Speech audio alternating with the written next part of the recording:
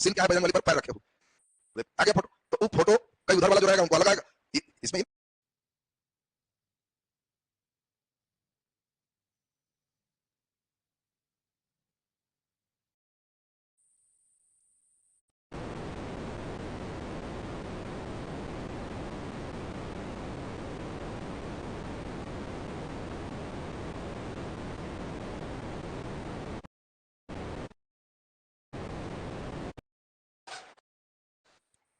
निबंध के क्लास हम लोग प्रारंभ किए थे। पिछले दिन हमने देखा कि निबंध किस प्रकार से आप बैलेंस व्यू निकालते हुए निबंध लिखेंगे। अब धीरे धीरे 2 से 3 क्लास में आपको निबंध लिखने लायक हम बना लेंगे और तब निबंध के कुछ और टीचर आपके साथ आ जाएंगे अलग अलग टॉपिक में, हमारा क्लास भी चलता रहेगा, तब आपका निबंध में स्पीड बढ़ जाएगा, फिर ऑटोमेटिक 2 घंटे 3 घंटे के निबंध क्लास आपका सैटरडे संडे होने लगेगा। इधर हम मान के चल रहे हैं कि इनको कुछ नहीं आता है, नए टीचर आएंगे तो अपनी दुनिया से शुरू करें, तो इसीलिए उन लोग कभी किसी को नहीं बुला रहे हैं, पहले हम वहां तक पहुंचा दें, 1-2 निबंध हमारे साथ हो जाए और फिर आप जब एकदम विस्तार खुल जाएगा तो जितना सुनिए अच्छा स्थिति होगा और बहुत बढ़िया रहेगा। तो देखिए हम लोग पिछले क्लास में देखे थे कि निबंध लिखने में क्या सावधानी चाहिए, कैसे निबंध लिखें, इसी पर अभी हम लोग चल रहे थे। क्योंकि निबंध लिखने में बीपीएससी ने अपने प्रश्न में साफ साफ लिखा है कि कितने शब्द में लिखना है, तो साफ साफ लिखा है कि 700 से 800 शब्द में निबंध लिखें। तो प्रश्न पहले से मेन नोन हो गया कि हमको 700 टू 800 इतने वर्ड में निबंध लिखना है। एक लाइन में आप अगर लिखते हो तो आप अगर शब्द को गिनोगे कि हम एक लाइन में कितने शब्द लिख रहे हैं तो एवरेज 6 शब्द के आसपास आ जाएगा। इसका मतलब है कि हमें निबंध लिखने में अगर इसे भाग देंगे तो लगभग 120 पंक्ति की आवश्यकता पड़ेगी। एक पेज में अगर आप कहें तो बीपीएससी में तो सादे पेज होते हैं, आप एक पेज में कितने लाइन लिख सकते हो, तो खूब बड़ा बड़ा अगर आराम से लिखा तो 15-20, उससे ज्यादा नहीं लिखते, और इसीलिए 6 पेज में आंसर करना है। सब बात एकदम टेक्स्ट में समझ। सबसे बड़ी समस्या यही है 6 पेज में तब कैसे लिखेंगे, एक हाफ पेज रहे तो पार लग सकते हैं किसी तरह दुख करके, ये 6 पेज तो बड़ा लंबा सफर होगा, तो उसको लिखना कैसे है उसी के लिए अभी हम समझा रहे हैं। वो बात आपको गंभीरता से समझनी होगी और तब धीरे धीरे आपके सेक्शन खुलेंगे। पहला नंबर आपको हमने सावधानी बताया था कि लिखने में किसी भी टॉपिक पर जनरली 2 पक्ष होते हैं। एक पक्ष को हमने आपको बताया था कि इसको वामपंथी पक्ष का, और वामपंथी का मतलब हो गया कि इनके द्वारा मुख्य ध्यान किस पर दिया जाता है, रोजगार पर, इसके द्वारा गरीबी पर, इसके द्वारा भूखमरी पर। ये जो होते हैं वामपंथी लोग, धर्म पर कुछ भी नहीं सोचना चाहते, ये धर्म का मुद्दा इनके लिए है ही नहीं। इनको अगर कहीं मिलेगा भी कि मंदिर की जमीन है तो कहेंगे कि पूजा करने से क्या होगा, पत्थर को दूध पीते हैं, पत्थर ही करते हैं, इसमें कुछ ऑफिस खोल दीजिए, सामुदायिक भवन खोल दीजिए, कुछ नया चीज कर लीजिए। अगर ऐसा कोई बोलते हैं तो समझना कि वामपंथी टावर पकड़े हो। वामपंथी लोग में उधर इनका मानना है, इनके हेड गुरु कौन है, कार्ल मार्क्स, और आपको बताया था कि इनका मानना था कि धर्म ही अफीम, जितने पूजा करेगा उतने नशा चढ़ेगा और उतने देर खाली पेट रहेगा। 81 है तो पूरा दिन भर खाली पेट है, पानी हो सकता है नहीं पिए, सुबह कोई दिन 12 बजे तक घंटी नहीं बजा है तो खाने नहीं खाएंगे, तो इस सब एक अफीम जैसा नशा, और ये मानना है वामपंथी का। दूसरा हमने बताया था ध्रुव है दक्षिणापंथी, और दक्षिणापंथी के लिए सबसे इंपॉर्टेंट क्या है, धर्म। कुछ हो चाहे नहीं, मंदिर बनना चाहिए, वहां राम जी जन्म लिया है, वहां सीता जी है, तो आप फलना कुछ कारण खोजे बने। सबसे इंपॉर्टेंट है राष्ट्र, इनके लिए इंपॉर्टेंट राष्ट्र नहीं है, इंपॉर्टेंट गरीबी हटाओ है, रोजगार है, इंपॉर्टेंट समानता है, हर व्यक्ति समान हो, कोई अमीर ना हो, कोई गरीब ना हो, ये सब वामपंथी का विचार। इनका मानना है कि नहीं, राष्ट्र पहले है, इसके लिए हो सकता है हमको कोई कठोर डिसीजन लेना पड़े, किसी को कष्ट हो, लेकिन राष्ट्र से बड़ा मेरा कोई नहीं होगा, धर्म से बड़ा मेरा कोई नहीं होगा। ये सभी हमारे लिए, गरीबी बहुत इंपॉर्टेंट नहीं है, रोजगार इंपॉर्टेंट नहीं है, अगर सरकार के खजाने में पैसा नहीं है तो हम नौकरी 5 साल नहीं भी निकालते हैं, देश को उन्नति करते हैं तो ज्यादा इंपॉर्टेंट है, हम इसको छाट भी सकते हैं, ये दक्षिणापंथी। और यही हमने आपको बताया था कि कई लोग इस पंथी में नट बोल्ट टाइट करते करते घोर वामपंथी बन जाते और कई लोग घोर दक्षिणापंथी बन जाते। डिपेंड करता है कि आप कहां हो, लोगों के द्वारा कितना नट बोल्ट टाइट किया गया। अब डेली बैठ के एक ही चीज सुनते रहोगे, डेली वैसे वैसे ग्रुप में आप मित्रता जैसा करोगे, ग्रुप वैसा ही हो जाएगा। आपके व्हाट्सएप ग्रुप में 5-6 ऐसे ही ग्रुप होगा जो आपको जोड़ दे। अब वो जोड़ देगा तो डेली एक सॉफ्टवेयर चाहेगा, अब उस सॉफ्टवेयर धर्म के आधार पर हो सकता है, जाति के आधार पर हो सकता है, रोजगार मुद्दे पर हो सकता है। अब जनरली है क्या कि जिनका साथी ई पक्ष में हो तो उनका डेली सॉफ्टवेयर उसी पक्ष का चलेगा, जिनका इधर है तो डेली इधर वाला चलेगा। जो होगा कहेगा कि देखिए भाइयों एकदम बजरंग बली व्यक्ति पकड़ा जाना चाहिए, इतना शेयर करो कि एकदम धरा जाए, सीन क्या है, बजरंग बली पर पैर रखे हुए, आ गया फोटो, तो वो फोटो कई उधर वाला जो रहेगा उनको अलग आएगा। इसमें नहीं कि हिंदू काम कर रहे हैं, मुस्लिम भी कई घोर होंगे, इनका भी नटवर्क एकदम धर्म पर इतना टाइट हो जाएगा कि धर्म से बड़ा कोई नहीं है। अब वो भी शेयर करेगा, मुस्लिम का ग्रुप होगा तो उनका आएगा भाइयों कुरान शरीफ जला रहा है, इसको इतना शेयर करो कि पकड़ा जाए, इधर बजरंग बली आया तो उनका कुरान शरीफ आएगा। सब बाकी जो लोग हैं बेचारे सीधे साधे 5 जगह भेज दी, भाई भाइयों का रहा है तो कोई बात है उसको भेज देते हैं। बाकी इसमें सॉफ्टवेयर वाले अलग लोग, कई लोग इतने घोर हो जाते हैं कि हम लोग देखे कि हथियार तक उठा लेते हैं कि गरीबी रोजगारी नहीं दूर हो रहा है, इसीलिए ऐसा सरकार से हम कोई उम्मीद नहीं करते, हम गोली चलाएंगे, बम चलाएंगे, लोकतंत्र नहीं मानते। और यही वामपंथी में घोर वामपंथी लोग, नक्सलाइट जो नक्सलवाद देख रहे हो, यही नक्सलवाद इधर जो घोर हो जाते हैं इसमें भी हथियार उठा लेते हैं, जिसमें आपको बताए थे उसामा बिन लादेन और कई जिहादी, कई आतंकवादी धर्म के नाम पर तुम देखते हो कश्मीर में घुसे हो, तो ये नहीं समझना कि वामपंथी उनके लिए धर्म इंपॉर्टेंट है और वो धर्म के नाम पर कुछ भी कर सकते हैं, वो दक्षिणापंथी। केवल एक मोदी और केवल दूसरा पार्टी नहीं सोचो, तुम्हारा यही सोचने का रेंज बढ़ाना, तुम लोग का जो सोचने का सीमा है बहुत क्षेत्रीय, विस्तार है ही नहीं, और कालखंड में भी बहुत छोटे कालखंड में सोचते हो। जब हम बोल रहे हैं तो कई लोग बस 2019-14 बस इतने में फिक्स है, व्यक्ति तो बस एक मोदी का फिक्स है, यही बढ़ाना। ये कालखंड भी कहे तो एकदम प्राचीन से यहां तक सोचना है। जब हम कोई बात बोले तो आपको पूरे विश्व का सोचना है, ये सोचना है तुमको, तब चलेगा वो 6 पेज। तुमको कालखंड की दृष्टि से और विस्तार की दृष्टि से अभी हम जो समझाएंगे उतने विचार तुम्हारे जाने चाहिए। अभी सब देखो, अभी हम सिस्टमैटिक करेंगे, 2 निबंध हम अपने साथ लेके चलेंगे, अचानक लगेगा कि जी अब एकदम रेंज पर अब हम अच्छा लिख लें, और तब लगातार 30-40-50 निबंध का अभ्यास। फिर कोई जरूरी नहीं है कि हमारा केस क्या हुआ है, क्वेश्चन है, कोई टॉपिक पर आपको लिखने आ जाना चाहिए। मेन इंपॉर्टेंट सबसे ज्यादा यही है। और इसमें हम लोग को ध्यान रखना है कि बीपीएससी ये विचार का परीक्षा है कि आप किधर, और इसीलिए ये व्यक्तित्व का जो परीक्षा है, लिखित परीक्षा का नाम यही देख रहे हो निबंध है, और यही मौखिक परीक्षा का नाम इंटरव्यू। इन सभी चीजों को इंटरव्यू में भी वही चीज पूछा जाएगा जो निबंध में सीख रहे हो, निबंध में लिखना होगा वहां तुमसे पूछा जाएगा। अब आपको यहाँ बीच में रहना है, आपको लेखन शैली में विचार ऐसा हो कि जो इधर से भी पूरा प्रभावित ना लगे और इधर से भी पूरा प्रभावित ना लगे, कैसे बीच में रहेंगे उस मॉड्यूल को ही सीखना। तो पहला नंबर तो हम लोग देख लिए इन दोनों के बीच की बात। अब सबसे इंपॉर्टेंट हम लोग देख रहे हैं कैसे लिखें। तो देखो, सबसे पहला काम लिखने में क्या करना, सबसे पहला काम है कि जो निबंध दिया गया है उसके विषय को समझे। कई लड़का विषय ही समझता नहीं है, इसमें एक एक शब्द को समझना है, उस शब्द पर कितना बल देना है उसको समझना है, हर शब्द पर गौर करना, नहीं तो गहराई में जाएगा ही। हर शब्द का विस्तार क्या हो सकता है, गहराई इसकी क्या हो सकती है, किस पर बल देना है। अब जैसे शब्द में निबंध में दिया रहेगा केवल, साथ साथ, सब कोई अभी दे रहे हैं, ही भी, ये सब लिखा रहे, तो पढ़ने के दौरान ठीक से पढ़ना। अब कैसे पढ़ना हम देखो, सब पर उदाहरण देंगे। अब आपको एक निबंध दे दिया, केवल राजनीतिक अधिकार, केवल राजनीतिक अधिकार महिलाओं के विकास के लिए, महिलाओं के विकास के लिए पर्याप्त नहीं है, पर्याप्त नहीं है। निबंध जब भी देगा एक लाइन का देगा, कभी मत सोच के देना कि वो दे दिया गाय पर लिखो भैंस पर लिखो। तुम्हारा जो निबंध होगा एक सेंटेंस हो और उस सेंटेंस की गहराई को पकड़ना है। अब परीक्षा हॉल में शब्दों की गहराई और विस्तार, शब्द की गहराई का मतलब, ये सब शब्द अभी हम 10 लिखाएंगे, उस पर ध्यान देना है कि क्या इसमें लिखा हुआ है। केवल लिखा है केवल राजनीतिक अधिकार महिलाओं के विकास के लिए पर्याप्त नहीं, तो हम लोगों को एक शब्द ये भी मिल रहा है, कौन सा शब्द है, पर्याप्त। इसका मतलब है महिलाओं के विकास के लिए उनके कई अधिकार का उल्लेख करना होगा और उसमें सरकार जो उनको राजनीतिक अधिकार दे रही है उस पर ज्यादा फोकस करते हुए हमें यह दिखाना होगा कि केवल यह उनको विस्तार नहीं दे सकता, उनको अगर विकास करवाना है तो और भी कई अधिकार होंगे, आर्थिक अधिकार, धार्मिक अधिकार, राजनीतिक अधिकार, सभी अधिकार का इस निबंध में उल्लेख करना होगा। देखिए जो लड़का ये नहीं समझ रहा है कि केवल राजनीतिक अधिकार मतलब खास करा कि केवल एक अधिकार, जैसे कब दिया गया, बार बार एक ही बात आती कि महिलाओं को 33% आरक्षण मिलेगा, मुखियाइन जी बनने में 50% महिलाएं ही मुखियाइन जी बनेंगे, 50% मुखिया जी हो। अभी क्या है, एक राजनीतिक अधिकार, हम लोग बिहार का चर्चा करेंगे। बिहार भारत का एक लौता राज्य है जो 50% दिया। राजनीतिक क्षेत्र में बात चल रही है 33% का, हमारे विधायक एमपी सब 33% राजनीतिक अधिकार उनको दिया जाए। बार बार यही अधिकार की ही चर्चा क्यों, ये क्यों नहीं बन रहा है कि जितना भी मंदिर है उसमें 33% महिला पुजारी होंगी, वो क्यों नहीं, वहां केवल बैठेंगे पुरुष और महिलाएं बेचारी केवल गोल लगेंगी और दक्षिणा देंगे, पुरुष केवल मंत्र को पढ़ लेगा, कहेगा चढ़ा दीजिए, लेके चल देगा। ये महिलाएं क्यों नहीं उसको पढ़ लेगी, पुरुष कहेगा चढ़ावा वो अपने लेके चल जाए।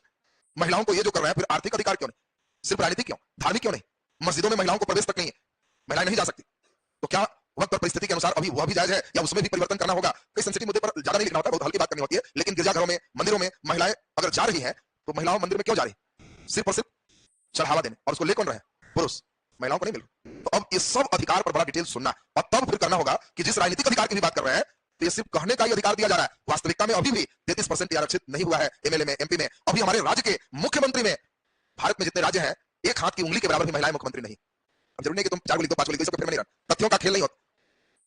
हाँ अभी ध्यान दीजिए, चीफ जस्टिस नहीं बने तो न्यायिक अधिकार की बात होगी। आपको यही चीज समझना है, जिसमें अभी नहीं कि इसमें लिख रहा है मुख्यमंत्री, एमएलए, विधायक, उस पर चीफ जस्टिस नहीं घुसाना, उस पर एक पैराग्राफ चलेगा, न्याय की बात होगी, धर्म की बात तो एक पैराग्राफ चलेगा। यही विस्तार तुमको तभी ना मिलेगा, एक ही में सब घुसा दोगे तो एक पैराग्राफ में थक जाओगे कि जा अब क्या करें। तो यहाँ पे आपको हर टॉपिक अभी छटेगा। तो अभी हमने क्या बताया, शब्द को ध्यान से देखना, कौन कौन शब्द को, केवल है, साथ साथ है, ही है, भी है, ये सब बड़ा इंपॉर्टेंट रोल निभाता है। अभी हम 4-5 निबंध लिखेंगे, एक शब्द से वो आंसर कहीं भाग जाए। अब ध्यान दीजिए, आपको अगर दे देगा शैक्षणिक के साथ साथ खेलकूद विद्यार्थियों के लिए आवश्यक है, हो गया निबंध है, लिखो, तब हो गया पढ़ाई के साथ साथ खेलकूद विद्यार्थियों के लिए आवश्यक है। तो हमको एक पढ़ाई भी चलना है और खेल भी चलना है, जितना वेटेज पढ़ाई पर देंगे उतने वेटेज खेल पर देंगे, और तब साथ साथ है तो इसका मतलब है दोनों के वेटेज पर मन भर लिखेंगे। और तब कहेंगे कि जहां एक और शिक्षा से बौद्धिक विकास होता है तो वहीं दूसरी ओर खेलकूद से शारीरिक विकास होता है, और संपूर्ण सर्वांगीण विकास उसी को कहेंगे जिसमें बौद्धिक के साथ साथ शारीरिक विकास हो सके। और इसीलिए ये दोनों ही किसी विद्यार्थी के सर्वांगीण विकास के लिए अति आवश्यक है, ये दोनों साथ साथ में। तो देखो अंतिम जो कंक्लूजन आएगा एकदम फिट होना चाहिए। अब ध्यान दीजिए, तो शब्द और उसकी विस्तार इस सबसे पहला बात है, तो उसमें शब्दों पर हम लोग अभी चलेंगे। आपको कुछ निबंध लिखाएंगे तो आपसे कहेंगे कौन वाला अंडरलाइन करोगे, किस पे गहराई पर जाओगे, उनकी बात को सोचना है, बाकी तो विस्तार हमको देंगे। दूसरा नंबर सबसे इंपॉर्टेंट है, जो निबंध दिया गया है उसमें समूह खोजें जिस पर आप लिख सकते हो, शब्दों का समूह। निबंध में जो टॉपिक दिया उसमें देखो कि कौन कौन चीज को डिटेल करना होगा, उन चीजों पर सोचो, क्यों, क्या, कैसे, कब, कहां, एकदम भर पेट सोचना है। उन चीजों में अगर ये सब नहीं सेट कर रहा है तो राजनीतिक, आर्थिक, धार्मिक, सामाजिक, सांस्कृतिक, न्यायिक, वैश्विक, पूरे वर्ल्ड लेवल का सोचना। गहराई का स्तर कैसा होना चाहिए, विश्व स्तर। हाँ ब्रेक मार देगा तो विश्व नहीं सोचा, अब तुमको ब्रेक मार दिया कि एकदम 21वीं शताब्दी का भारत, तो ज्यादा वर्ल्ड मत करो। समय 21वीं शताब्दी का भारत, 21वीं पर ज्यादा रहना। समय में नहीं देगा तो एकदम प्राचीन काल से लेकर अभी तक जुड़ जा, तुमको देगा महिलाओं की स्थिति समय है एकदम सुधे हड़प्पा वैदिक से शुरू करें, कहना ठहरो महिला, तो हमारा तो हिस्ट्री में हड़प्पे चलेगा तो नाचती हुई नर्तकी और ये सब जब शुरू करेंगे तो 2-3 पैराग्राफ तो हम एनसीईआरटी में पार लगा देंगे, अब तब फिर आगे बढ़ेंगे। तो उससे होगा कि काल खंड को नहीं बांधोगे तो भर पेट लिखा है। हाँ लेकिन अगर इसमें ब्रेक मार, आधुनिक नारी, तो हल्का हड़प्पा पर आएगा, मेन मॉडर्न पर चलेगा, इधर मेन सिस्टम चलेगा। तो इसमें अब ध्यान दीजिए, ई वाला सिस्टम सबसे इंपॉर्टेंट। अब जैसे बीपीएससी के इसी बार क्वेश्चन आया था, क्वेश्चन क्या था, जंगल वाला क्वेश्चन तो वही था, जंगल स्वयं उपजता है, ये किसी के बीज फेंकने का इंतजार नहीं करता। अब देखो इसमें शब्द पर ध्यान रखना था, अभी हम अंडरलाइन कराएंगे इसमें कौन शब्द सबसे इंपॉर्टेंट है जिस पर जरूर आंसर होना चाहिए। किसी का बीज फेंकने का इंतजार नहीं करता, तो अब इसमें सोचना है कि जंगल कहां होता है, कब हो जाता है, कैसे हो जाता है, क्यों हो जाता है, और जंगल में क्या क्या हो जाता है। सब पर अगर इतना पैराग्राफ, अब इसमें सामाजिक आर्थिक नहीं चले, इसमें ई वाला चले। अब इतना लिखेंगे तो 1, 2, 3, 4, 5 पैराग्राफ आप पहले ही सोच लेंगे कि एक पर अगर धरेंगे तो आधा पन्ना से ऊपर टपेंगे, बाकी भूमिका निष्कर्ष से चलेंगे तो पार लग जाए। बात समझो, विस्तार तुमको इसी से मिलेगा। जिस समय हम कहां सोच रहे हैं तो कहीं पर सोचना है, और उस समय विस्तार की बात गहराई से करें तो केवल जंगल बोला है तो जंगल में नहीं रह जाना, कभी जहां न जाए रवि वहां पहुंचे कवि। एक साहित्य के विद्यार्थी से आशा की जाती है कि जो दिए हैं उस पर फिक्स न रहे। ये कह रहा है कि जंगल किसी के बीज फेंकने का इंतजार नहीं करता, स्वयं हो जाता। तो खाली जंगल नहीं कह रहा, यहाँ कह रहा है कि जिस प्रतिभावान कोई विद्यार्थी है, कोई छात्र है, कोई कहीं है, सब पर लिखना है। ये नहीं कि कई लड़का जंगल में पेड़ रोकने लगेगा तो सोचेगा चौपना क्या कर। तुमको कहना है कि यही बात एक मेधावी विद्यार्थी पर भी जो है चरितार्थ होता है। एक मेधावी विद्यार्थी किसी से पढ़ाने का, किसी से सहयोग का अपेक्षा नहीं करता, उनकी प्रतिभाएं खुद ब खुद निखरती चली जाती। और कई ऐसे उदाहरण दृष्टिगत हुए हैं जिसमें बिना किसी सहयोग के वे अपने स्वाध्याय के माध्यम से अपना प्रतिभा को लोगों के बीच लाने का काम किया। तो ये सब जंगले के पार्ट में, तुम लोग जंगल में रह जाते। यहाँ कई जगह सेक्टर खुलेगा और सब जब सेक्टर इतना खोलोगे तो इस समूह की बात हो जाएगी। तीसरा सबसे इंपॉर्टेंट बात हम करें तो वह है व्यवस्थित क्रम। ये सबसे इंपॉर्टेंट। निबंध में पहले तो हम लोग सब सोच लिए, अब एक व्यवस्थित क्रम नहीं रखोगे तो आंसर उतना मजेदार नहीं होगा। कब किसको लिखें, पहले कहां इंपॉर्टेंट होगा, कि कब इंपॉर्टेंट होगा, कि कैसे इंपॉर्टेंट होगा, किसको पहले रख दे, ये सबसे पहले सोचना होगा। और तब सबसे निर्णायक भूमिका में होगा वह होगा भूमिका। यहां से लेखन की शुरुआत होती है। इसके पूर्व जितनी बात हमने बताया है उस पर 5 मिनट समय देना होता है। क्वेश्चन मिलते ही जो लड़का निबंध चालू हो गया उसको नहीं लिखा है। क्वेश्चन मिलते ही 5 मिनट बैठ के हमारी इन बातों को ध्यान रखना जो फर्स्ट क्लास में बता रहे हैं। पहला, शब्द का चयन। दूसरा, उसके विस्तार कालखंड में क्या होगा, क्या हम प्राचीन से अभी तक चले। तीसरा, हम उसके क्षेत्र का विस्तार, क्या पूरे विश्व सोच रहा है या ब्रेक मारा हुआ है। अब बिहार के लिट्टी चोखा दे दिया तो इसमें पूरे वर्ल्ड घूमोगे। अब लिट्टी चोखा के बाद में वर्ल्ड भेज सकते हो। अब पूरे वर्ल्ड में हम इसको नहीं कर सकते। इसको बिहार के संदर्भ में तो क्षेत्रीय है कि हमारा राष्ट्रीय है कि अंतरराष्ट्रीय है, ये पहला नंबर सोचना है। आधा मिनट से 1 मिनट बैठ के ही सोचना। दूसरा सोचना, क्या कब कौन कैसे लिट्टी चोखा है, कब सबसे पहले बना था, कैसे बनाया जाता है। और बैठ के सतुए बना रहा है तो प्लेट में सब आप निबंध का मतलब सब बात लिख सकते हो। अब आप लिख सकते हो कि भाई लिट्टी चोखा क्यों पीछे हमारा रह रहा है, कैसे पीछे है, कैसे आगे हो सकता है, सब विचार लिख सकते हो। टीवी में प्रचार देता है 2 मिनट भूख लगा है तो मैगी तैयार। देखो बच्चा कहता है भूख लगी है तो मां कहती है बस 2 मिनट, इधर से मैगी तैयार, लड़का खाता है। सेम वही प्रचार उलट दिया जाए, बच्चा कहे भूख लगी है, मां कहे 2 मिनट, लिट्टी तैयार। कुछ नहीं करे, 70% लिट्टी को पहले से पका के रखे और केवल फ्राई करना शेष है 2 मिनट के लिए। 70% पका हुआ पैक है, लिखा हुआ एक्सपायरी डेट 8 डेज बाद, उतना उसको कीटाणु रहित किया हुआ है और बस व्यक्ति खरीद के ले गए, भूख लगी बस 2 मिनट, हमारे फ्राई 70% रोल है, खाइए, कहेगा वाह मजेदार। उतने में तो लिट्टी चोखा सुपर हिट हो जाएगा। पानी लास्ट पकड़ा रहे। हाँ, ओवन में भी सीख सकते हैं। तो बिहार का लेकिन आइटम है ना, तो बिहार का लिट्टी चोखा ओवन वाला नहीं है, बिहार का हम लोग का लकड़ी गोईठा वाला जला करके है, तो उस पर खास चर्चा करना। तो ओवन वगैरह आधुनिक तकनीक से आप विस्तार में लिख सकते हो कि स्वरूप ऐसा प्रदान किया जाए जो सर्वसुलभ हो, शहरों के व्यक्तियों के लिए आसानी से उपलब्ध हो और उसको आप वहां पर दे सकते हैं। तो देखिए, अब भूमिका सबसे इंपॉर्टेंट रोल लिखने वाला है। 5 मिनट कुछ नहीं लिखना, 5 मिनट सोचना कि शब्द क्या इंपॉर्टेंट है, क्या क्या इसमें लिखेंगे और क्रम हम क्या बनाएंगे, ये सबसे मेन चीज। अब लिखने वाला काम कहां से शुरू होता है, भूमिका से। यहीं पर समझना है क्योंकि आपकी जो अभी बुद्धि है और जो चाहिए उसमें गैप। अब गैप क्या है, अभी आप इतना ही जानते हो कि भूमिका का मतलब जो क्वेश्चन दिया ओकरे डिटेल कर देना। निबंध में ऐसा नहीं करना, जीएस में चलेगा। निबंध में कुछ भी वैसा नहीं लिखना है जो दिया हुआ, उस पर कोई कहानी सोच सकते हो। एक ही चीज को होगा क्या ना, बच्चे की आदत क्या होती है, इसी को धर के इसमें खींच दिया और फिर नीचे खींच के उसी को ठीक कर। पढ़ने वाला इरिटेट हो जाता है, एक ही चीज का रिपीटेशन दिखाई देता है, वो पुनरावृत्ति से आपको बचने होंगे। अब तुमको कहे कि इसमें ध्यान दीजिए, कोई भी बात इसमें कह रहा है, जैसे मान लीजिए इसमें कह रहा है कि प्रतिभावान छात्र, या कह रहा है कि छात्र की प्रतिभा को निखारना। अब क्वेश्चन दे रहा है कि छात्र के प्रतिभा को निखारना, अभी क्वेश्चन दे रहा है। अब इसमें ना कोई छात्र लिखो, ना प्रतिभा लिखो, ना निखारना, कुछ नहीं लिखो। आपको जब भूमिका बनाना है तो भूमिका में डायरेक्ट चल सकते हो किसी व्यक्ति मेधावी जो प्रतिभावान है उनकी कहानी, जांचने वाले को इंटरेस्ट आना चाहिए और उसी से इस लाइन को लास्ट में जोड़ते हुए फिर शुरू होना।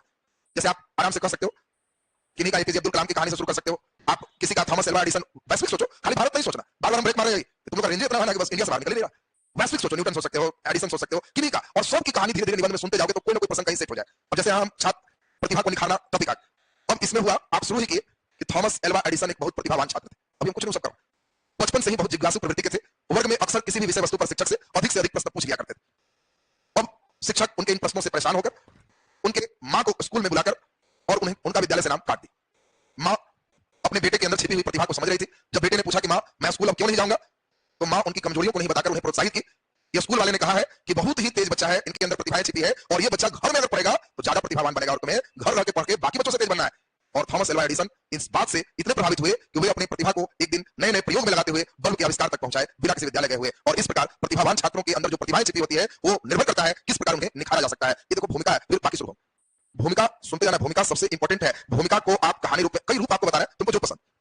अब कई लड़के का, तुम्हारी आदत क्या है, फिसते रहेगा छात्र, फिसते रहेगा, इस सब नहीं भेजना। अब तुमको दे दिया कि अपने आप जंगल हो जाता है, बीज फेंकने का इंतजार नहीं करता। अब तुम बैठ करके इसमें बीज जंगल फेंकना ये सब कर रहा है। भूमिका भूमिका में फेंका फेंकी चलना चाहिए, आना जंगल चलना चाहिए, कुछ नहीं।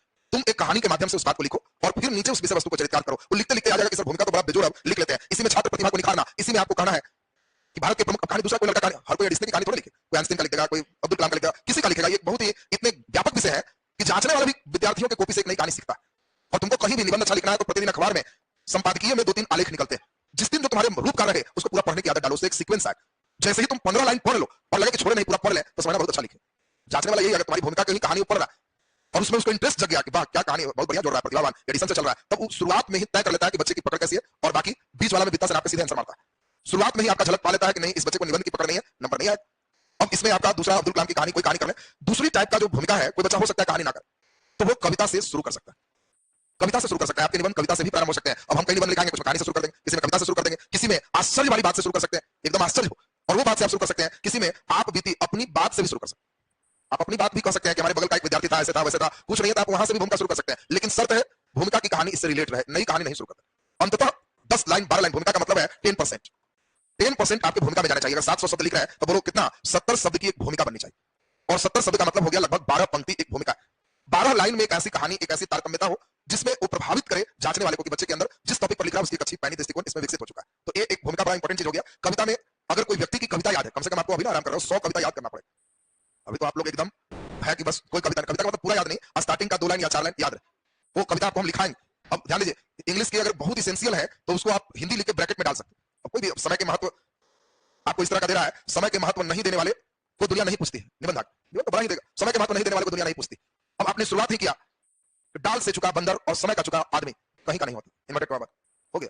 ध्यान लीजिए, डाल का चुका बंदर मैंने समझा, बंदर एक डाली से दूसरा डाली पर उछलता है, अगर उछल रहा है पकड़ लिया तो सही, अगर डाल छूट गया तो उसका कमर रेट टूटेगा, वो कहीं का नहीं है, उग गया। और समय का चुका आदमी, तो आपने तुलना की। इसमें दूसरा आप दे सकते हैं, time and tides waits for none. अब देखो उससे रिलेटेड है तो आप उससे लोकती है, उसकी कोई बात है आप लिख सकते हो। समय और ज्वार किसी की प्रतीक्षा नहीं करता। आपको अगर इंग्लिश लिखना है तो time and tides waits for none भी कर सकते हो, नहीं तो रूपांतरित करके कर सकते हो, समय और ज्वार किसी की प्रतीक्षा नहीं करता। तीसरा नंबर है कोई आश्चर्य वाला चीज। ये आश्चर्य वाला क्या है, कोई ऐसी बात आप बताएं जिसमें जांचने वाले को लगे कि भाई तो बात हमको पता है। तो अब है क्या, सबसे बड़ी चुनौती क्या है, आपको कहानी किसमें कौन लिखे, पहले कुछ कहानी तो रहे, कुछ कविता तो रहे, अभी भी नहीं मालूम है कि दिनकर जी क्या कर रहे हैं और कौन क्या कर रहे हैं, तो लिखोगे कहां से। तो इसके लिए हम क्या करेंगे, टॉपिक एक हेडिंग हो, उस टॉपिक पर इंपॉर्टेंट व्यक्तियों का जो स्टेटमेंट है वो रहे, जो रिलेटेड कहानी बनेंगे उसको सुनेंगे, और तब जब शुरुआत होगा तो आपके अंदर एक सीक्वेंस आने लगे। तो अब ध्यान दीजिए, अभी तो हम पहले इन बातों को लिखाएंगे आपको, और तब सबसे इंपॉर्टेंट है कल से निबंध के सेक्शन की शुरुआत।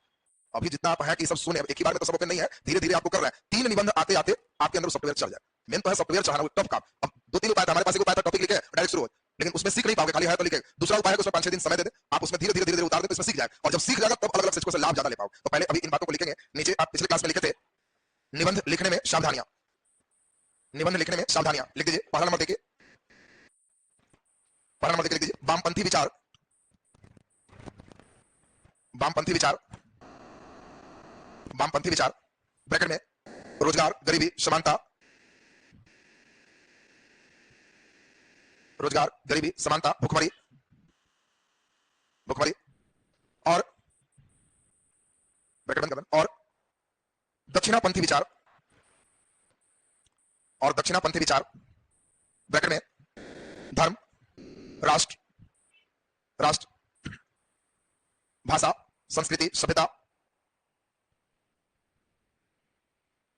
संस्कृति, सभ्यता ब्रैकेट बंद में संतुलन रखना, में संतुलन रखना, में संतुलन रखना। ये बात समझ में आई सबको। अब कोई व्यक्ति वैलेंटाइन डे पे पार्क में दो बैठे हुए हैं और लाठी डंडा लेके उसको मार रहा है कि मेरे सभ्यता के खिलाफ है, संस्कृति के खिलाफ है, ऐसे क्यों बैठा हुआ है, तो समझ लोगे कि नटबोल्ट इधर वाला टाइप। सभ्यता, संस्कृति, मंदिर, राष्ट्र, ये सब का जो नाम लेंगे समझना दक्षिणापंथी, और जो इधर का नाम लेंगे गरीबी से आजादी, भुखमरी से आजादी, तो समझ लेना कि वो ये वामपंथी नटबोल्ट टाइप है, और आपको इन दोनों नटबोल्ट के बीच में रहना हो। तो पहला नंबर मेन सावधानी तो समझ गए। दूसरा नंबर लिख दीजिए, सेकंड सावधानी में, सेकंड नंबर लिख दीजिए, लिखे अलंकार, अलंकार का अधिक प्रयोग न करना, अलंकार का अधिक प्रयोग न करना, अलंकार का अधिक प्रयोग नहीं करना। समझेंगे क्या लिखा रहा है, 3-4 प्रिकॉशन मेन समझना है। देखो अलंकार क्या है, तो ये भाषा का पंक्ति की सुंदरता को बढ़ाने के लिए प्रयुक्त होता है। तो अलंकार जस्ट लाइक आपको कहीं पार्टी में जाना है तो आप पाउडर, क्रीम, सेंट ये सब मारते हो, तो उसी तरीके से सेंटेंस में जो पाउडर, क्रीम लगता है उसको अलंकार का ये लगता है, थोड़ा सेंट सुगंध भर जाता है, तो हल्का मारना है, कस के मार देगा। तो कोई आदमी नाक देके कहेगा कि इतना टाइट एकदम सेंट मारे हुए, तो समझ लो कि गड़बड़ कर दिया। हल्का, जैसे अलंकार के कई टाइप्स हैं हम बताएंगे आपको। अब उपमा अलंकार, उपमा का मतलब होता है तुलना करना। अब किसी से तुम तुलना कर रहे हो, कोई चीज लिख रहे हो, अब हल्का अलंकार देना है, चलेगा, हल्का पाउडर चलेगा, इतना नहीं मारना कि कोई टोक देगी इतना ऊपर से चमचम क्यों कर रहा है, हल्का पाउडर। अब उपमा अलंकार का मतलब तुलना। अब तुलना कब होता है, जब कुछ निबंध काल्पनिक होते हैं। देखो कुछ ऐसे होते हैं जो काल्पनिक निबंध, अब काल्पनिक निबंध का मतलब उसमें सिर्फ कल्पनाएं ही कर सकते हो। अब उस समय तुमको कल्पनाएं में कोई भी चीज रहे, अब तुमको नदी के रेत कल्पना करना है तो आप तुलना कर सकते हो कि नदी के रेत समझिए किस तरह से आपको लग रहा है, तो तुलनात्मक चले। अब इसमें किसी को सोना लग सकता है, किसी को चांदी लग सकता है, तुलना करना। आप कह सकते हो कि नदी के रेत को जब चारों तरफ से देखते हैं तो उसमें एक ऐसी आवाज चमक निकलती है मानो किसी स्वर्ण भंडार पे हम बैठे हो, पूरे सोना के जैसे उसमें से पूरे चमक आ रही है, तो आपकी जो सोना से तुलना की नहीं उपमा। अब देखो अलंकार हल्का, वो कहे कि मुखिया जी अच्छा आदमी, सेंटेंस सीधा। और दूसरा आदमी उपमा अलंकार वाले आए तो कहे कि मुखिया जी देवता जैसा है, तो वो हल्का पाउडर मार दिया।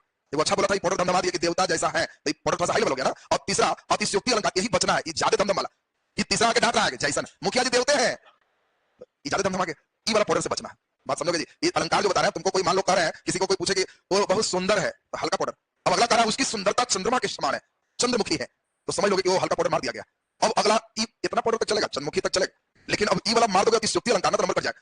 अब तुम लिख देगा कि उसकी सुंदरता ऐसी है मानो बिजली कट जाने पर भी किसी प्रकाश रोशनी का काम नहीं है, तो ई वाला हो गया बहुत हाई पावर का पेन। अब तुम कोई कहोगे कि लाइन कट भी गया तो उसके चेहरे से इतनी प्रकाश निकलती है कि जिससे पूरे वहां जहान प्रकाशित रहते हैं, तो ये समझ पाउडर है लेकिन हाई पावर हो, समझेगा। पाउडर का भी धीरे धीरे प्रकार चलना हो, तो इसमें वही देखो साफ लिखा है, लिखावट को देखो क्या लिखा हुआ है, अलंकार का प्रयोग करना है, लेकिन वहां क्या लिखा हुआ है, अधिक नहीं, ई अलंकार से बचना है। आपको अलंकार जब सिखाएंगे तो 2-3 पाउडर मारना है, वो चलेगा, वो भी हल्का। ई वाला अगर ज्यादा मारने लगा तो जांचने वाला समझ लेता है कि थोड़ा हाई हो गया और नंबर कट जाते हैं। तो दूसरा प्रिकॉशन का है, तो हम लोग को इसमें अलंकार भी थोड़ा सीखना पड़ेगा। तीसरा नंबर लिख दीजिए प्रिकॉशन, तीसरा नंबर लिख दीजिए, लिखिए भूमिका, भूमिका ब्रैकेट में 10%, कॉमा वर्णन, वर्णन ब्रैकेट में 80%, 80% और निष्कर्ष, निष्कर्ष ब्रैकेट में 10% लिखना चाहिए, लिखना चाहिए। यानी हम लोग को एक इंपॉर्टेंट बात ध्यान आ गया कि अगर 700 शब्द में लिख रहा है तो 70 शब्द में 12 लाइन में भूमिका हो, 12 लाइन में निष्कर्ष हो, और बाकी जो देख रहे हो ये पूरा लगभग 100 लाइन में हमारा वर्णन। अब इसी में ध्यान रखना, भूमिका को एक पैराग्राफ में लिखना है या अधिक से अधिक, अगर 2 टॉपिक का निबंध में तो 2 पैराग्राफ कर सकते हो। सुनिए कई लड़के इसमें भी रहता है कि सर पैराग्राफ चेंज हो गया तो भूमिका खत्म हो, ऐसी बात नहीं है। जीएस में वो बाध्यता, ई वाला चीज पे जीएस में मत अप्लाई करना। कोई लड़का सीखेगा इधर बढ़ा देगा जीएस, क्वेश्चन दिया कुछ भूमिका चलेगा कुछ, तो नंबर काट ले, वहां कहानी नहीं कहना। जीएस में जो क्वेश्चन कहा बस उसी पर भूमिका होगा। जब हम जीएस करेंगे तो वहां एकदम हम ही बदल जाए, तुम ही कुछ एक्स्ट्रा लिखोगे तो कहेंगे भूमिका डिक्शनरी लिख रहा है। ई में अगर तुम वही बात लिखेगा तो हम कहेंगे भूमिका डिक्शनरी लिख। मेरा सर होगा क्या, कभी वही लिखते हैं तो चार देते हैं, कभी उधर। इसमें वही चीज नहीं लिखना, जो लंबा है ये कहानी, तो कहानी में एक ही चीज दूसरा बार लिखोगे तो इरिटेशन हो, इसलिए इसके प्रसंग को ही चेंज करना। और उधर जो चल रहा था उसमें कम ही शब्द में लिखना, तो प्रसंग आपके चेंज नहीं होंगे, दोनों में अंतर है। तो इसमें भूमिका 1 या 2 पैराग्राफ में हो सकते हैं, इसमें कोई दिक्कत नहीं, कोशिश करना है कितना पैराग्राफ हो, 1। लेकिन अगर विषय 2 विषय वस्तु जुटा हुआ है तो आप 2 पैराग्राफ कर सकते हो। वर्णन 1 पेज में कोशिश करना है कम से कम 3 पैराग्राफ चेंज रहे, 1 पेज में 3 पैराग्राफ चेंज रहे, एक अच्छा वर्णन है। पैराग्राफ चेंज का मतलब क्या होता है, जांचने वाला पढ़ते पढ़ते बीच में छोड़ के अगला लाइन का पहला पढ़ने लगता है, फिर अगला पढ़ने लगता है, तो उससे उसको नई ऊर्जा मिलती चली जाती है। बिना पैराग्राफ चेंज किए अगर आप लगातार लिख देते हो तो पढ़ने वाला छोड़ देता है। तुम्हें को कोई मैसेज एक लाइन वाला 4 को कर, आइए थोड़ा 4 लाइन बना के कर, तो एक लाइन वाला ज्यादा पढ़ो, हर लाइन छोटा सा है, 2 से पढ़े, ये एक बार अगर 18 लाइन भी है तो सब पढ़ा जाएगा, लेकिन ये 18 लाइन के लिखा गया रीड मोर, माथा खा गया, इतना एक बिता के आ गया। बात समझिए, तो दोनों में अंतर आ। तो पैराग्राफ में आपको ध्यान रखना है कि उनके लय को एनर्जेटिक बनाने के लिए 1 पेज में कितने करने हैं, 3, और इसमें निष्कर्ष भी कोशिश करना है कि एक ही पैराग्राफ में खत्म हो। एक पैराग्राफ का मतलब आपको कितने लाइन, 12 लाइन, एकदम कंटिन्यू लिखना है, तो उसी में लिख दीजिए। अभी 3rd नंबर में लिख दीजिएगा, भूमिका 12 पंक्ति, भूमिका 12 पंक्ति ब्रैकेट में एक पैराग्राफ, एक पैराग्राफ या अधिक से अधिक 2 पैराग्राफ में, या अधिक से अधिक 2 पैराग्राफ में, कोशिश करना एक ही में हो जाए, अधिक से अधिक 2 पैराग्राफ में। वर्णन, वर्णन एक पृष्ठ में, एक पृष्ठ में अधिक से अधिक 3 बार पैराग्राफ बदलते हुए, अधिक से अधिक 3 बार पैराग्राफ बदलते हुए 100 पंक्ति में लिखना, 100 पंक्ति में लिखना। पर एक पेज में मैक्सिमम पैराग्राफ कितना चेंज करोगे, 3, और भी लग रहा है 100, जब क्या कब कौन कहां मारने लगेगा ना, तो सबके हिस्से में 10 देवे करे। अब बस 10 लाइन सोचना है, 10 लाइन जहां सोचा कहेगा कि बस ये वाला हो गया, और तब लिखने लगोगे तो कहेगा कि बहुत बढ़िया, एकदम बड़ा सीक्वेंस हमने लिख दिया। चलिए नीचे उसी में कर लीजिए, निष्कर्ष 12 पंक्ति ब्रैकेट में एक पैराग्राफ में लिखना चाहिए, निष्कर्ष 12 पंक्ति ब्रैकेट में एक पैराग्राफ में लिखना चाहिए, एक पैराग्राफ में लिखना चाहिए। चौथा नंबर, चौथा नंबर ध्यान दीजिए, किसी भी व्यक्ति का कोई कथन हो, स्टेटमेंट हो, तो उस स्टेटमेंट को इन्वर्टेड कॉमा में लिखना हो। बात समझिएगा, आप लोग कई बार होता है कि इन्वर्टेड कॉमा यूज ही नहीं करता, तो कोई व्यक्ति कहे तो उनके स्टेटमेंट को हमेशा किसमें देना है, इन्वर्टेड कॉमा में देना। दूसरी बात ध्यान रखना है कि व्यक्ति का जो कथन हो वो दिए गए प्रश्न से संबंधित, यानी कि विषय कुछ है और तुमने कोटेशन कुछ दे दी, और जनरली प्रयास करना है कि जो कोटेशन हो कोई जरूरी नहीं कि भारत का ही, वैश्विक स्तर का भी दे सकते हैं। विस्तार एक बड़ा रखना, तो विस्तार वाला उदाहरण लिखवाएंगे, चौथा कर लीजिए, लिख दीजिए। चौथा नंबर देखिए, किसी व्यक्ति के उद्धृत कथन को, उद्धृत माने उदाहरण में दिए गए कथन, किसी व्यक्ति के उद्धृत कथन को, उद्धृत कथन को ऐसे कर लोगे, यहां कथन और ये दोनों तरफ घेर दोगे, से लिखना चाहिए। उद्धृत कथन को इन्वर्टेड कॉमा हो गया, से लिखना चाहिए, तो आपको कथन हमेशा इन्वर्टेड कॉमा में रहेगा। अब ए हो गया सावधानी, नीचे हेडिंग दो, निबंध कैसे लिखें। हम लोग दोनों टॉपिक पे डिस्कशन किए, सावधानी की बात कर ली, अब निबंध कैसे लिखें की बात चलेगा। निबंध कैसे लिखें, निबंध कैसे लिखें। चलिए सुनिए जरा ध्यान से, निबंध कैसे लिखें। पहला नंबर आपने क्या समझा, शब्दों को समझना। दूसरा नंबर क्या समझे, उसी में उस शब्द के विस्तार को समझना। विस्तार में 2 भाग हो गए, कालखंड और दूसरा स्थान। क्या स्थान केवल भारत हो सकता है या विश्व हो सकता है, विश्व ब्रेक नहीं लगा तो वैश्विक सोचो। कालखंड केवल एंशिएंट होगा कि आधुनिक होगा, कुछ नहीं दिया तो पूरा सोचो। दूसरा नंबर हो गया कि किसी भी टॉपिक में शब्द सोचे कि जिसके सहारे क्या कब कौन कैसे इस पे चले। अगर इस पे नहीं आ रहा है, सामाजिक सांस्कृतिक आर्थिक राजनीतिक धार्मिक पूरे वैश्विक सारे परिप्रेक्ष्य को आपको सोचना है। आपको कोविड पर ही दिया, इस बार निबंध दिया था कोविड के बाद सामाजिक जीवन, अब कई लोग का शिक्षा दिया था कोविड के बाद की शिक्षा, अब कई लोग बिहार में बैठे होगा कोविड के बाद बिहार की शिक्षा। विश्व सोचना है, और उसमें कोविड के बाद विश्व की शिक्षा समाज पर क्या प्रभाव पड़ा, कितने लोग को चश्मा चढ़ गया बच्चे को, ऑनलाइन पढ़ेगा तो भी तो होगा, कितने लोग को पढ़ने की आदत चले थे और गेम की आदत लग गई होगी, कितने लोग को मोबाइल में दूसरी चीज देखने की आदत लग गई होगी, जब हाथ में है तो फिर टिपते टापते कुछ करते लगेगा। तो उससे नेगेटिव भी पॉजिटिव भी, एक अच्छा निबंध वही है जो नेगेटिव पॉजिटिव दोनों की बात करता है और बातें नेगेटिव पॉजिटिव नहीं है, उसके पक्ष या विपक्ष में आप तर्क कितना मजबूत रखते हो नंबर इससे आए।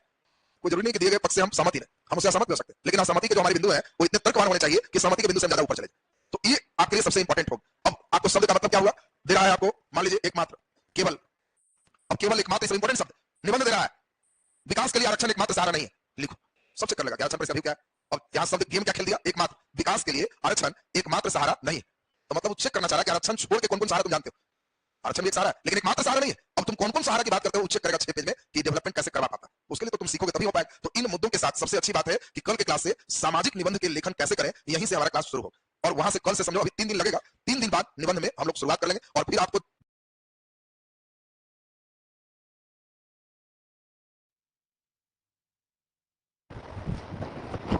चलो हम लोग पिछले क्लास में हेडिंग क्या दिए थे,